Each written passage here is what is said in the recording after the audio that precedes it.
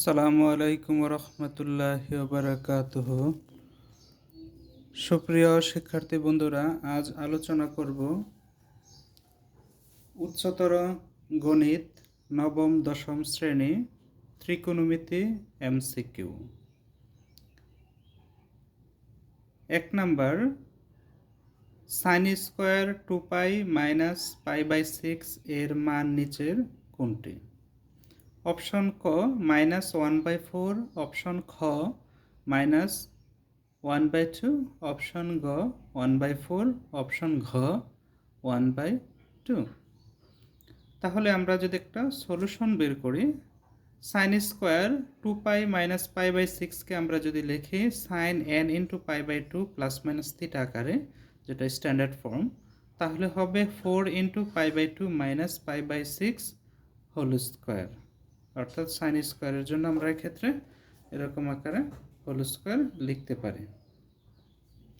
তাহলে যেটা হবে সেটা হচ্ছে এখানে π/2 অর্থাৎ 90 এর 4 গুণিতক, অর্থাৎ ফোর্থ কোঅর্ডিনেট থেকে সামান্য কম, অর্থাৎ সেটা মূলত ফোর্থ কোঅর্ডিনেট বা চতুর্থ চতুর্ভাগে অবস্থান করে। সেক্ষেত্রে আমরা জানি প্রথম চতুর্ভাগে অল পজিটিভ, দ্বিতীয় চতুর্ভাগে সাইন এবং কোসেক পজিটিভ, তৃতীয় চতুর্ভাগে টেন এবং কট পজিটিভ, চতুর্থ চতুর্ভাগে কস এবং সেক পজিটিভ। সেই হিসাবে চতুর্থ চতুর্ভাগে সাইন হচ্ছে নেগেটিভ, অর্থাৎ মাইনাসের সাইন, তখন এটা হবে অর্থাৎ π/6, অর্থাৎ মাইনাসের সাইন থিটা এরকম হয়। এরপরও স্কোয়ার, এর জন্য হোল স্কোয়ার। এক্ষেত্রে sine π/6 that means sine 30 degree, এর মান হচ্ছে হাফ, এর আগে মাইনাস, অর্থাৎ মাইনাসের হাফ হোল স্কোয়ার। মাইনাসকে বর্গ করলে প্লাস হয়, অর্থাৎ 1/4। কাজে আমাদের উত্তর হচ্ছে গ 1/4। প্রশ্ন 2, cos square π/15 plus cos square 47 π/30 এর মান কত? অপশন ক 0, অপশন খ 1, অপশন গ 2, অপশন ঘ 3। তাহলে আমরা যদি একটা সলিউশন বের করি, তাহলে cos স্কোয়ার π/15 প্লাস এখানে cos স্কোয়ার 47 π/30, এটাকে আমরা মিনিমাইজ করে ছোট আকারে লেখার চেষ্টা করি। তাহলে cos স্কোয়ার 3 × π/2 প্লাস π/15 আকারে লেখা যায়, কারণ 2 এবং 15 এর লসাগু করলে 30 হয়। 2 দ্বারা 15কে ভাগ করলে 30কে ভাগ করলে 15 হয়। 15 × 3 মানে 45 π, প্লাস 15 দ্বারা 30কে ভাগ করলে 2 হয়। 2 দ্বারা পাইকে গুণ করলে 2π, অর্থাৎ 45 প্লাস 2π অর্থাৎ 47 π/30 এরকম হয়। এটা আমরা এই আকারে লিখলাম, কারণ হচ্ছে sine n × π/2 plus minus theta এই ফর্মের জন্য হয়।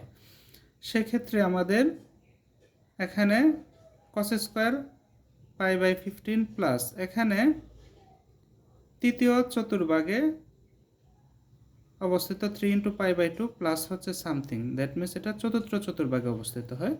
আমরা জানি এখানে চতুর্থ চতুর্ভাগের ক্ষেত্রে cos এর মান পজিটিভ হয়। সেই হিসাবে আমরা এখানে সাইন π/15 পজিটিভ রূপে ধরতে পারি। তাহলে যেটা হবে সেটা হলো cos square π/15 plus sine square π/15 হবে।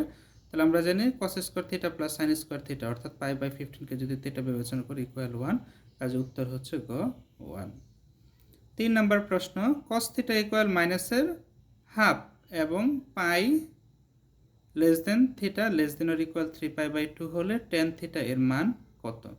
অপশন ক -√3, অপশন খ 1/√3, অপশন গ 1, অপশন ঘ √3। এক্ষেত্রে cos থিটার ভ্যালু হচ্ছে -1/2।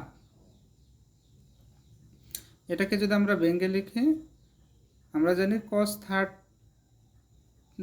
60 মান হচ্ছে হাফ, এর আগে মাইনাস, অর্থাৎ মাইনাসের cos π/3 অর্থাৎ 60 লেখা যায়। উভয় পাশ থেকে আমরা কাজ যদি করি তাহলে cos থিটা ইকুয়াল এখানে cos π/3, এই অংশটাকে আমরা ভেঙে লিখতে পারি cos π প্লাস π/3, পাই মানে 180 প্লাস সামথিং অর্থাৎ π/3, তথা 60 ডিগ্রি। আর আমরা জানি এটা অবস্থিত হবে তৃতীয় চতুর্ভাগে, আর তৃতীয় চতুর্ভাগের কসের মান নেগেটিভ, এর জন্য pi plus pi by 3 negative positive হয়ে যাবে। তাহলে এখানে ক্যালকুলেশন করলে cos 3 into pi 3 pi plus pi 4 pi by 3, অর্থাৎ থিটার ভ্যালু 4 পাই বাই 3। এখন টেন থিটার মান বের করতে হবে, সুতরাং 10 4 পাই বাই 3, তাহলে ক্যালকুলেশন করলে বা ক্যালকুলেটর চেপে আমরা মান বের করতে পারি। এটার ভ্যালু হচ্ছে √3, কাজে উত্তর হচ্ছে ঘ √3। এবার আমরা 4 নম্বর প্রশ্ন নিয়ে আলোচনা করি। প্রশ্ন 4-এ বলছে tan থিটা ইকুয়াল √3, যেখানে কন্ডিশন হচ্ছে 0 less than theta less than 3 pi by 2। এই কন্ডিশন অর্থাৎ প্রথম থেকে তৃতীয় চতুর্ভাগ পর্যন্ত এর ভিতরে হলে থিটা এর মান নিচের কোনটি? অপশন ক পাই বাই 3, অপশন খ পাই বাই 3 এবং 4 পাই বাই 3, অপশন খ pi by 3 5 pi by 3, option গ 2 পাই বাই 3 এবং 5 পাই বাই 3, অপশন ঘ পাই বাই 6 5 পাই বাই 4। তাহলে tan থিটা ইকুয়াল √3, এটা থেকে আমরা যদি সাজাই tan থিটা ইকুয়াল, আমরা জানি প্রথম চতুর্ভাগের ক্ষেত্রে সব পজিটিভ, অর্থাৎ tan 60 এর মান হচ্ছে √3, অর্থাৎ 60 হচ্ছে tan পাই বাই 3, অতএব tan ক্যান্সেল করলে উভয় পাশ থেকে থিটার ভ্যালু হচ্ছে পাই বাই 3। তাহলে পাই বাই 3 এখানে প্রথম এবং দ্বিতীয় এই দুইটা অপশনের মধ্যে আছে, তৃতীয় এবং চতুর্থের মধ্যে নাই, অর্থাৎ এটা এবং এটা আমাদের হচ্ছে না, অপশন ক এবং খ এর যে কোনো একটা হবে। এবার বাকিটার মাধ্যমে এটা শিওর হওয়া যায় কোনটা হবে।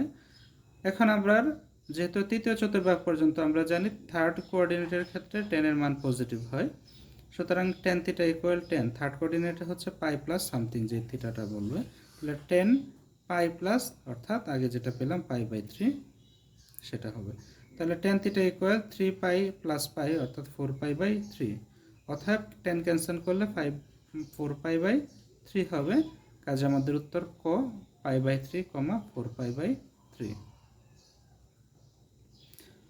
5 এবং সর্বশেষ প্রশ্ন, থিটা ইকুয়াল 360 ডিগ্রি হলে 1 number option cos theta minus pi by 6 equal √3 by 2, cot theta plus pi by 6 equal √3, option 3-এ tan theta minus pi by 4 equal 1। এ হচ্ছে তিনটা স্টেপ। নিচের কোনটি সঠিক তিনটা থেকে? ক 1 ও 2, খ 1 ও 3, গ 2 ও 3, ঘ 1 2 3 সবগুলো। তাহলে দেখা যাক কোনটা সঠিক হতে পারে। cos থিটার ভ্যালু হচ্ছে 360 ডিগ্রি, কাজে 360 মাইনাস পাই বাই 6, 360 মানে হচ্ছে 2 পাই, কাজে cos 2 pi minus pi by 6, যেটা অবস্থিত চতুর্থ চতুর্ভাগে। আর চতুর্থ চতুর্ভাগে আমরা জানি cos-এর মান হচ্ছে ধনাত্মক, চতুর্থ চতুর্ভাগে cos-এর মান ধনাত্মক, সুতরাং cos পাই বাই 6 ইকুয়াল হচ্ছে √3 বাই 2, সে আকারে লেখা যায়, কেননা পাই বাই 6 cos-এর মান হচ্ছে √3 বাই 2, কাজে √3 বাই 2 হবে। 2 cot 2 pi plus pi by 6, এখানে 2 পাই প্লাস সামথিং, অর্থাৎ সেটা চতুর্থ চতুর্ভাগ ক্রস করে যাবে, অর্থাৎ পঞ্চম চতুর্ভাগে অবস্থিত হবে। পঞ্চম চতুর্ভাগ মানে প্রথম চতুর্ভাগ, তাহলে cot প্রথম চতুর্ভাগে সব মান পজিটিভ, অর্থাৎ cot পাই বাই 6 প্রথম চতুর্ভাগে, যেখানে অল পজিটিভ, তাহলে cot pi by 6 that means cot 30 degree এর মান হচ্ছে √3, তাহলে এটাও সঠিক। 3 tan 2 pi minus pi by 4, অর্থাৎ সেটা অবস্থিত হবে চতুর্থ চতুর্ভাগে, তাহলে চতুর্থ চতুর্ভাগে আমরা জানি tan এর মান negative, tan cot negative, sin cosec ও নেগেটিভ, শুধু cos এবং sec পজিটিভ, কাজেই এখানে নেগেটিভ বলে এখানে -10 সেই পাই বাই 4 লিখলাম। আমরা জানি পাই বাই 4 মানে 45 ডিগ্রি, tan 45 বা পাই বাই 4 এর মান হচ্ছে 1, এর আগে মাইনাস, অর্থাৎ -1, যা চতুর্থ চতুর্ভাগে অবস্থিত, এবং এখানে tan এর মান নেগেটিভ। তাহলে এখানে অপশন ছিল, উত্তর ছিল 1, উত্তর হবে -1, অর্থাৎ সেটা ভুল প্রমাণিত হলো। সুতরাং উত্তর হবে 1 এবং 2, অপশন ক 1 ও 2। আশা করি সকলে বুঝতে পেরেছ। আল্লাহ হাফেজ।